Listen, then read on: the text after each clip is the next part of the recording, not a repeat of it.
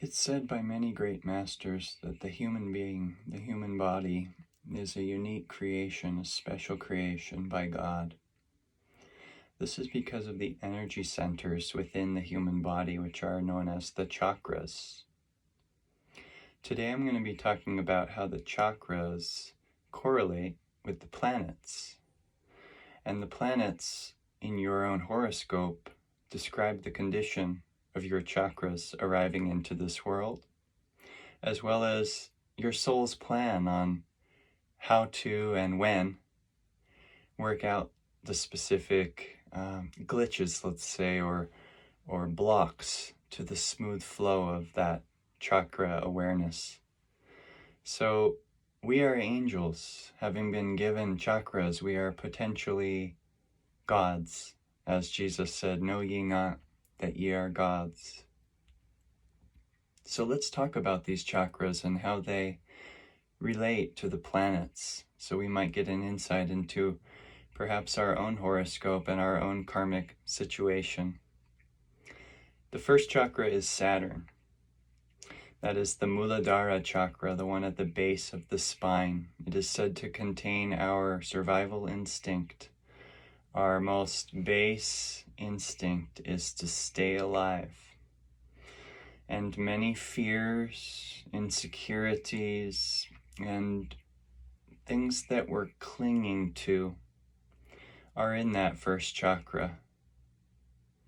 So Saturn represents our deepest tests in life, are the things that we're clinging to most desperately, believing that somehow our lives depend on these things. And yet life is a journey of release. Have you noticed? All those things you've released in your past and let go of, they've made you more free and more empowered. But what has happened to you when you thought to gain and accumulate things external to yourself? Saturn gets heavier. That's the sign of more attachment. So the Kundalini rests in the Saturn first chakra, and it's when we're fearless and non-attached that Kundalini can begin to rise and empower us. If we try to raise the Kundalini before we have established real fearlessness and faith in the divine spirit, then very confusing experiences can come to us through attempting to awaken that Kundalini. It's like trying to free a prisoner from a jail cell without a key. You may try to squeeze him through those bars, but you may crush his skull in the process. Forgive my visual. So Saturn is where we get our deepest tests in life, but they're also our greatest power. When we go through our Saturn tests, it awakens our deepest powers. So that is a great promise. So when you go through Saturn karma, remember this is empowering. Though it may seem like delay, blockage, obstacles of all sorts, when you let go of your expectation and embrace what is, it will empower you. The second chakra is Jupiter, the next chakra up, and it is known as the creative chakra, the one that contains the sexual energy and is responsible for procreation, as well as creation of any type. What is your creative dharma? Many people in this world have as their creative dharma the raising of children. It's an amazing way to get insight into what God deals with us, his children. And it can be very, very fun, illuminating, and enlightening to have a child to care for that you see the divine in. So Jupiter represents children. It represents the present moment that children dwell in before they've developed their past and future awareness that binds the expansive consciousness so much. So Jupiter is the guru's consciousness. He's like a free child who doesn't worry about the future or identify intensely with the past, but he's just here and now. Says, how can we move forward together, my child? As children of God, let's move towards our common Father. So Jupiter is the planet of grace and good fortune and helps us again to realize that we are God's children. And it's said by Jesus that unless you become like a little child, you will not enter the kingdom of heaven. So this Jupiter, this second chakra, plays a vital role in our creative expression in this creation. As it said, we're made in the image of God. So, and He's a creator. Look around you. There's just endless created things happening and living by this mysterious power. Well, you too are a creator. Perhaps it's part of your communion path to learn to create hand in hand with the Cosmic Mother. As a feeling of communion, she's creating through you. Jupiter can do this for you because it can help us retain or reattain the state of the childlike trust in the mother. The third chakra is Mars. This is the fire center of our will. And it's where we get into a lot of trouble if our willpower is clinging to our attachment, which would mean a Mars and Saturn connection. The first chakra and the third chakra are reciprocating energy and binding us to the lower three chakras. And Mars is also that planet that will eventually in us, that will choose by our own free will the power of love. That's the next chakra up. So there's a clue there when we're on the battlefield of fire warfare that there's a way out, there's a way up. But if we don't remember to love and clinging to our attachment and our fears, then we cannot perceive the solution, and we will lose that day's battle if we do not recognize the superior power of love. But that's okay, because failure is also part of our journey.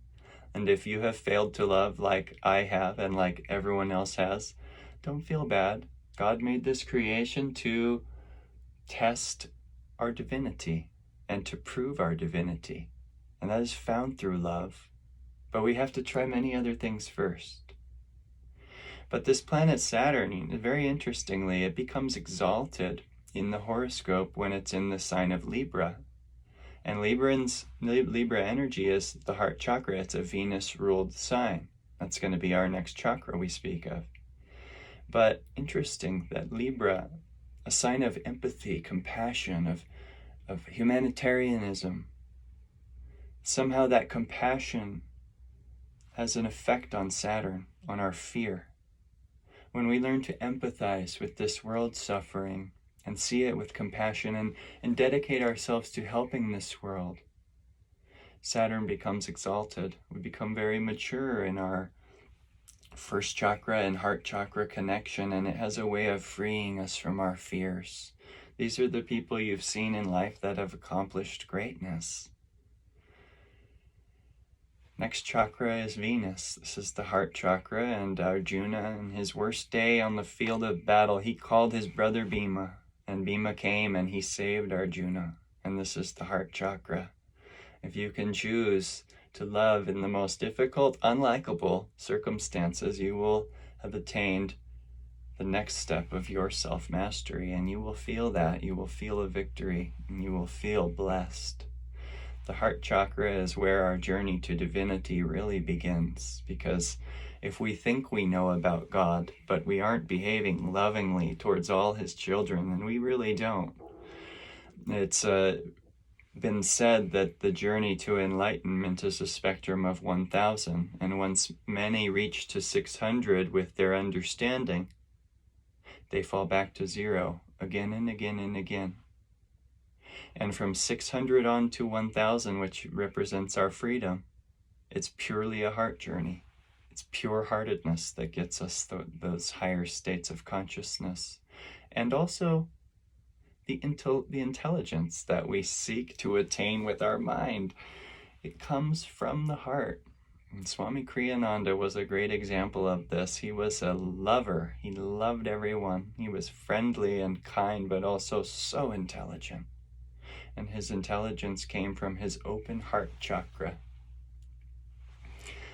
So then we have our throat chakra. This is Mercury. Mercury is the communicator, the student, the one who learns, and it's a planet of commerce and communication. Mercury functions best when very calm. So if our nervous system is disturbed and we're scared, we're not going to speak well. And Mercury is a communicator, so we must calm ourselves. And a very good mantra for Mercury is Om Bum Buddhaye Namaha. We're cultivating the Buddha mind of spotless, clear mental sky. And it will help us to communicate in that calm state. Then we have the medulla, which is the moon, the egoic awareness, the reflection of the light of the sun, apparently. So the moon is the ego, it's the reflection of spirit here in this world. But we have shadows all over the moon, and the sun has no shadows. So the journey of the spiritual life is learning to become a full moon, realizing where we have blockage, shadows of darkness, of attachment to either past or anxiety about future, and to learn to dwell in the present moment with Jupiter helps release, Jupiter being the guru, who helps us become like a little child in the present moment.